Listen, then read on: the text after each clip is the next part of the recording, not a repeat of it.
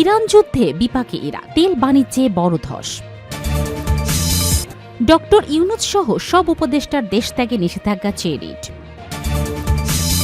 বেরোবির সাজাপ্রাপ্ত সাবেক ভিসি ট্রাইব্যুনালে।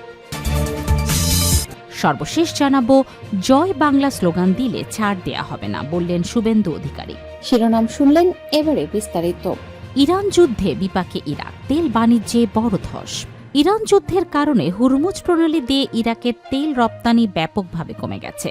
দেশটির নতুন তেল বিষয়ক মন্ত্রী বাসিম মোহাম্মদ এই তথ্য জানিয়েছেন। খবর আল আরাবিয়ার। শনিবার ১৬ মে এক সংবাদ সম্মেলনে তিনি জানান, এপ্রিল মাসে হুরমুজ প্রণালী হয়ে ইরাক মাত্র ১ কোটি ব্যারেল তেল রপ্তানি করেছে। অথচ ইরান যুদ্ধের আগে প্রতি মাসে প্রায় ৯ কোটি ৩০ লাখ ব্যারেল তেল রপ্তানি হতো। ইরান যুদ্ধের কারণে হুরমুজ প্রণালীতে চলাচল ব্যাহত হওয়ায় তেল রপ্তানি কমে গেছে এবং আন্তর্জাতিক বাজারে তেলের দামও বেড়ে গেছে। মন্ত্রী বলেন, হুরমুজ প্রণালী হয়ে রপ্তানি এখন খুবই সীমিত।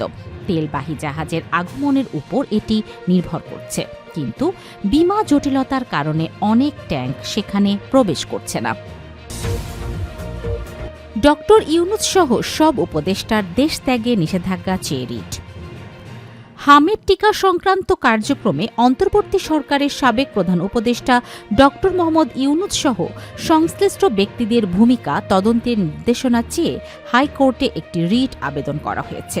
রিটে ডক্টর মোহাম্মদ ইউনূস ও সাবেক সব উপদেষ্টা সহ ২৪ জনের দেশ ত্যাগে নিষেধাজ্ঞার নির্দেশনা চাওয়া হয়েছে। রোববার ১৭ মে হামের টিকাকে রাষ্ট্রীয় ব্যবস্থা থেকে বেসরকারি খাতে দেওয়ার সঙ্গে জড়িত থাকার অভিযোগ তুলে হাইকোর্টের সংশ্লিষ্ট শাখায় রিটটি দায়ের করেন সুপ্রিম কোর্টের আইনজীবী ব্যারিস্টার এম আশরাফুল ইসলাম। রিটে মন্ত্রিপরিষদ সচিব, স্বাস্থ্য, স্বরাষ্ট্র ও জনপ্রশাসন সচিব এবং স্বাস্থ্য অধিদপ্তরের মহাপরিচালক সহ সরকারের সংশ্লিষ্টদেরও বিবাদী করা হয়েছে। এর আগে হামের টিকা রাষ্ট্রীয় ব্যবস্থা থেকে বেসরকারি খাতে দেয়া ইস্যুতে গত ৬ এপ্রিলে সংশ্লিষ্টদের নোটিশ পাঠানো হয়। ওই দিন ব্যারিস্টার মোহাম্মদ আশরাফুল ইসলাম জানান, সারা দেশে আকস্মিক বিলুপ্ত রোগ হামের মারাত্মক প্রাদুর্ভাব দেখা দিয়েছে। ইতোমধ্যেই শতাধিক শিশুর মৃত্যু হয়েছে এবং অগণিত শিশু ও সাধারণ নাগরিক হামে আক্রান্ত হয়ে হাসপাতালে ভর্তি হয়েছে। বেরোবির সাজাপ্রাপ্ত সাবেক ভিসি ট্রাইব্যুনালে। জুলাই গণ অভ্যুত্থানের প্রথম শহীদ আবু সাঈদ হত্যায় সংঘটিত মানবতা বিরোধী অপরাধের মামলায় সাজাপ্রাপ্ত আসামি রংপুর বেগম রোকেয়া বিশ্ববিদ্যালয়ের বেরোবি সাবেক ভিসি হাসিবুর রশিদকে আন্তর্জাতিক অপরাধ ট্রাইব্যুনালে হাজির করা হয়েছে। রোববার ১৭ মে দুপুর ১২টা ২৪ তাকে ট্রাইব্যুনালে হাজির করা হয়। শনিবার রাতে রাজধানীর মোহাম্মদপুরের সলিমুল্লাহ রোডের একটি বাসা থেকে হাসিবুর রশিদকে গ্রেফতার করে পুলিশ। এদিন বেরোবির সাবেক এই ভিসিকে ট্রাইব্যুনাল ২-এর চেয়ারম্যান বিচারপতি নজরুল ইসলাম চৌধুরীর নেতৃত্বাধীন বিচারিক প্যানেলে হাজির করা হবে।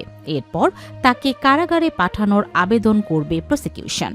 এর আগে ৯ এপ্রিল শহীদ আবু সাঈদ হত্যার দায়ে মানবতাবিরোধী অপরাধের এই মামলায় ২৮ জনকে বিভিন্ন মেয়াদে সাজা দেন ট্রাইব্যুনাল ২। এর মধ্যে প্রধান আসামির হিসেবে হাসিবুর রশিদকে ১০ বছরের কারাদণ্ড দেয়া হয়। তবে ২০২৪ সালের ৫ আগস্ট শেখ হাসিনার সরকারের পতনের পর থেকেই তিনি পলাতক ছিলেন। জয় বাংলা স্লোগান দিলে ছাড় দেয়া হবে না, বললেন শুভেন্দু অধিকারী। পশ্চিমবঙ্গের মুখ্যমন্ত্রী শুভেন্দু অধিকারী বলেছেন, বাংলাদেশের জয় বাংলা স্লোগান বলে যারা ঘুরে বেড়াচ্ছেন তাদের ছাড় দেয়া হবে না। শনিবার ১৬ মে ফলদা বিধানসভার পুনর্নির্বাচনী প্রচারে আয়োজিত জনসভায় এই মন্তব্য করেন তিনি। জনসভা থেকে শুভেন্দু বলেন, প্রধানমন্ত্রীর আবাসের গাড়ি, আসফানের টাকা, পিএম কৃষণ সম্মান নিধি, কৃষক বন্ধু, বার্ধক্য ভাতা, বিধবা ভাতা, শৌচালয়, ১০০ দিনের কাজে যদি ঘুষ নিয়ে থাকে, একটাও যদি ডকুমেন্ট থাকে কমপ্লেন নেবেন, আর পঞ্চুবাবুকে ধরে সোজা জেলের ভেতরে ঢোকাবেন। আর যদি আমরা মা, বোন, দিদি, শিশু, কন্যাদের উপর শারীরিক নির্যাতন করে এখনও বাংলাদেশের স্লোগান জয় বাংলা বলে ঘুরে বেড়াচ্ছেন, তাদেরও ছাড় দেয়া হবে না। মুখ্যমন্ত্রী বলেন, ক্ষমতায় আসার মাত্র ৮ দিনে আমরা কি কি করেছি তা আপনারা জেনেছেন। রাজ্যে এখন পর্যন্ত ৩২১ জন বিজেপি কর্মী শহীদ হয়েছেন।